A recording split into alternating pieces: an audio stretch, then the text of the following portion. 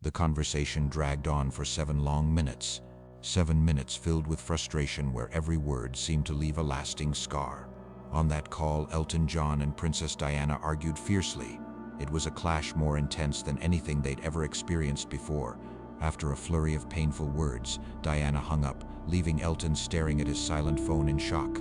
He told himself, tomorrow, I'll reach out. But Diana never got another tomorrow.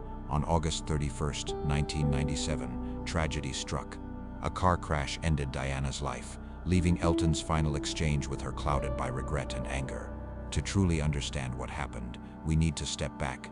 In 1981, Elton John met Princess Diana at a lively party. Back then, Diana seemed shy, her quiet presence overshadowed by the pressures of her recent engagement to Prince Charles. In contrast, Elton was already a global superstar, comfortable in the spotlight. No one expected a connection between them, but fate, as always, had other plans. Elton could see a deep loneliness in Diana, a wish to be recognized for who she truly was, and not just for the crown she wore. Diana, in turn, sensed the same longing in Elton. Beneath his bright costumes and fame, he too felt trapped by others' expectations. Over time, their bond only grew stronger, stitched together by understanding and empathy. Elton found comfort in the warm, welcoming rooms of Kensington Palace. It was here that he and Diana would spend hours talking, sharing stories, laughter, and sometimes even tears. Diana confided in Elton, revealing secrets hidden behind palace doors. She spoke openly about her crumbling marriage, the deep loneliness she felt inside royal walls, and the constant feeling of being trapped in her own life. Elton never interrupted or judged. He simply listened, offering quiet understanding and support. Diana knew she could trust him with her deepest truths. In 1992, the marriage between Diana and Charles officially came to an end. The world, once captivated by their love story, now watched the fallout like a spectacle. Headlines blared, and photographers hounded her every step, analyzing every detail and judging her every move. Under this constant spotlight, Diana felt herself sinking beneath a wave of public scrutiny. Through it all, Elton stood by her side. He called her often, sometimes several times a week, each conversation a gentle reminder she wasn't alone. Diana would often say, "You are the only one who truly understands me." And Elton would always reply, "That is the meaning of friendship." In 1995, Elton released Believe, a song that expressed the pain of holding on through despair and the hope of finding light in the darkest times. He dedicated it to Diana. When she first heard the song, tears streamed down her face. She called Elton, her voice trembling with gratitude, and said, "Thank you, I truly needed this." Elton reassured her, "You are far stronger than you imagine. Never let them tear you apart." Diana promised she wouldn't let it break her, but the pressure continued to build. Then, in July of 1997, heartbreak struck again. Elton lost his dear friend, Gianni Versace, to a brutal act of violence. Grief weighed heavily as Elton traveled to Milan for the funeral, with Diana right by his side. Throughout the somber service, she held his hand, letting him know he didn't have to face the pain alone. When sorrow became too much, Diana leaned in and softly reassured him, "You have me. You are not alone." After the ceremony, they walked together outside, memories swirling around them. Diana quietly reflected, "We have survived so much, haven't we?" Elton nodded and promised, "And we will weather more storms together." Diana gave a tender smile and replied, "Always, but things have certainly become complicated." Then August arrived, a whirlwind of trouble. Diana was now with Dodi Fide, and the tabloid frenzy soared to new heights. Paparazzi followed her every move, pushing Diana to her limits. She grew weary, exhausted, and began to distance herself from those she once relied on. Dodi's world quickly became her own, and Elton started to feel her slipping away. On August 20th, Elton picked up the phone. Feeling worried, he asked, "Are you all right?" Diana answered, her tone clipped intense, "I am fine." But Elton could hear the truth her voice revealed more than her words ever could. "You don't sound fine," he replied. "What's really happening?" Elton pressed gently. Diana let out a weary sigh, weighed down by her burdens. "It feels like everyone around me has an opinion," she said. "Everyone thinks they know what's best for my life." Elton responded gently, his voice soft. "I'm not everyone. I'm your friend. You can talk to me."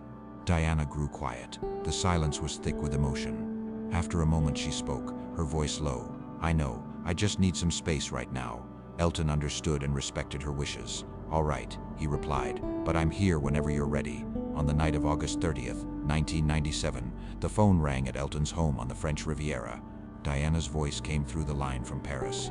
She was there with Dodi, but her words shook with distress.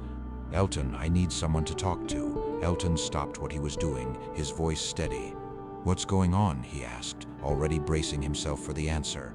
Diana's reply came softly, barely louder than a whisper. "Nothing feels right. The press, they're relentless. I feel suffocated." Elton's tone turned urgent. "Then come home. Leave Paris. Escape this madness." Diana hesitated, torn by responsibilities. "I can't just walk away, Elton. Dodi is here. His family needs me. Nothing about this is simple." Elton's concern quickly shifted into impatience. "Diana, you don't owe anyone your happiness. If you're miserable, leave." Her voice tightened, becoming almost defensive. "You just don't get it. It's not that easy." Elton leaned in, his voice low and pleading. "Then help me understand." Diana's reply was sharp, her words like a blade. "I do not owe you an explanation." The statement hung in the air, forming an invisible wall between them. Elton was stunned. "All I want is to help," he said, his voice trembling. But Diana's tone was still cold. "Perhaps help is not what I need right now." A surge of anger threatened to escape from Elton. "All right then, do whatever you want, but don't look to me when things unravel." Diana fell silent, the tension crackled between them. Finally, she whispered, the hurt clear in every syllable. "I can't believe you're acting this way." Elton snapped back. "I can't believe you're shutting everyone out." A long, painful pause hung between them. Then Diana answered, her voice heavy and uneven. "Maybe that's what I need right now." Frustration finally overwhelmed Elton. "Then maybe you need to sort this out on your own." He heard Diana's breath catch. "All right," he said, his voice tight. "Call me when you've calmed down." Diana replied, her words cold and final. "Don't expect my call." And with that, she ended the conversation. Elton stood frozen, still gripping the phone. His hands trembled and regret twisted in his stomach. He had never spoken to Diana like that before. Never. Gently, he set the phone aside, trying to reassure himself. By morning, surely they'd forgive each other. Surely they'd laugh about their heated words. That's how it always went. But even as he thought this, a heavy unease settled in, refusing to leave. He crawled into bed, but sleep wouldn't come. Their entire argument replayed in his mind, a relentless loop of anger and regret. He considered calling her right then, but it was too late. She must be asleep, he told himself. Tomorrow, he promised, tomorrow would be different. He was planning to call her first thing in the morning, but tomorrow shattered before it even began. On August 31st, 1997, just after 4 in the morning, the piercing ring of the phone cut through his restless sleep. Disoriented and groggy, Elton reached for the receiver. On the other end, his assistant's voice was shaky and urgent. "Elton, you need to turn on the television."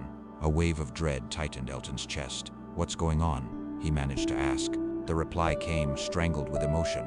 "It's Diana. She's been in an accident." Elton shot upright, panic surging through him. He grabbed the remote and turned on the TV. For a moment, the world seemed to stand still. Flashing headlines screamed breaking news. "There's been a car crash in the Pont de l'Alma tunnel, Paris. Princess Diana is in critical condition." Elton's knees gave way. He slumped to the floor, staring in disbelief as images of the twisted wreck filled the screen. Reporters speculated wildly. Then came confirmation. Dodi Fide was already gone. Diana was being rushed to the hospital, her fate uncertain. Desperate for reassurance, Elton grabbed his phone. He dialed anyone he thought might have answers, someone who could say this was all a terrible rumor, that Diana was unharmed. But every line rang with no answer. Outside, the world was just beginning to stir, unaware that it was waking up to heartbreak. By 6 in the morning, the reality no one wanted had arrived. The official statement, Princess Diana was gone. Elton's legs buckled beneath him as grief burst free, racking him with helpless sobs. His partner, David Furnish, pulled him close, trying to ease the pain. But Elton couldn't stop repeating it, almost like a chant. "I did not call her back. I did not call her back." David tried to soothe him, saying, "There was no way you could have known." Still, the pain wouldn't let go. Elton was tormented by regret he had hung up in anger. His last conversation with Diana had been harsh, leaving a wall between them. The guilt weighed on him, heavy as boulders. He couldn't eat. Food just turned to dust in his mouth. Night after night, he lay awake, haunted by echoes of Diana's voice. "I cannot believe you are acting like this." That was the last thing she said, hurt, frustrated. And he, just as angry, told her to solve her own problems. The question wouldn't leave him. What kind of friend does that? What kind of friend lets someone they love end a call in tears? David tried to help. He offered tea, stayed for long stretches in silence, simply being there, but nothing he did could break through Elton's despair. The conversation replayed in Elton's mind, over and over, every angry word, every pause, looping like a broken record. He couldn't shake the sound of her trembling voice, or the quiet devastation of that final goodbye. The way the line went dead rang hollow in his ears. Elton remembered how he clung to his anger, feeling justified, brushing off her pain as an overreaction, certain she would call back. He believed they still had time, but the truth was unforgiving. Time had already slipped away at 12:23 deep in a tunnel under Paris. While Elton slept, Diana was gone. The world was bracing for heartbreak. He would awaken to a reality where his last memory of his dearest friend was laced with rage. Those 7 minutes marked by bitterness became the final exchange he would carry as a wound forever. On September 6, 1997, all of Britain paused for Diana's farewell at Westminster Abbey. Elton John was invited to sing at her funeral. Overcome with sorrow, nearly unable to stand, he agreed because Diana adored his music. This last gesture was all he had left to give her. He took the song that once honored Marilyn Monroe and transformed it into a tribute for Diana. Candle in the Wind became Goodbye England's Rose. On the morning of the funeral, Elton sat at the piano, the weight of the moment heavy on his shoulders. Around the world, 2 billion people watched in silence. He looked at Diana's coffin, draped with white blossoms. Memories flooded in their laughter, their secrets, every joy and sorrow, and that final heartbreaking phone call. He placed his fingers on the keys. As he began to sing, his voice trembled. Goodbye, England's rose. May you ever grow in our hearts. Tears streamed down his face, unstoppable. Somehow, he found the strength to finish for her sake. It was his final gift to her. When the music faded and the world began to mourn, Elton withdrew behind closed doors. He wouldn't see anyone, unable to face the world outside. Through it all, David stayed by his side, a steady presence as grief closed in. Then, one night, the sorrow became too much. Elton broke down, sobbing. I failed her, he whispered. She needed me, and all I gave was anger. I let her down. David gently embraced him. She knew how much you cared. One argument can't erase everything you shared. But the doubt stayed with Elton, lingering in the dark. But what if it does? What if her last memory of me is that argument?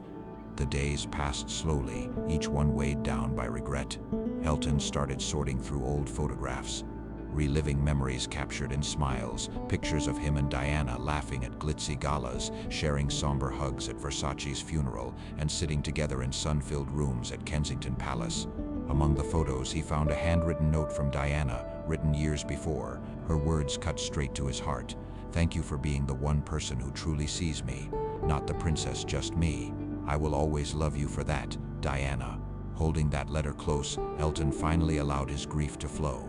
Finally, a sense of comfort settled over him. She had known. She understood that he cared, that their friendship was deeper than any one painful moment.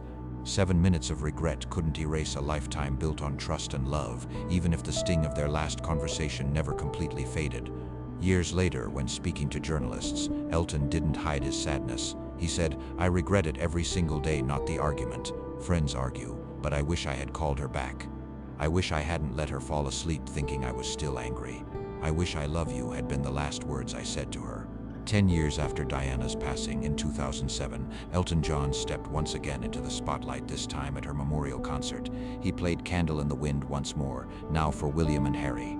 Before playing the first note, Elton looked to the princes, then out to the world. In a soft voice he said, Diana was my best friend, and I miss her every day. More than anything, Elton wished Diana truly knew the depth of his love for her, and that she could find it in her heart to forgive him.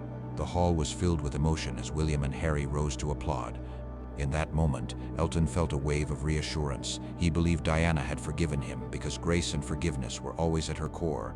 Now at 77, Elton has seen the world from center stage. He's poured his soul into countless concerts and written songs that echo through generations. His life has been rich with spectacle and adventure, but when the conversation turns to regrets, his answer is always the same. That single phone call on August 30th, 1997, remains the shadow he cannot leave behind. I wish I could relive that moment, he reflects quietly. Not for the friendship that was a gift, but for what I said. I wish I had told her I loved her, because none of us can ever be sure when we'll run out of time. August 30th, 1997, 11 o'clock at night, just 7 minutes.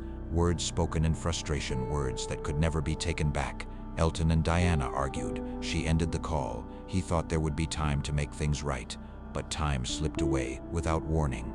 From that heartbreak, Elton learned one of life's cruelest lessons. Never let anger be the last thing you share with someone you love.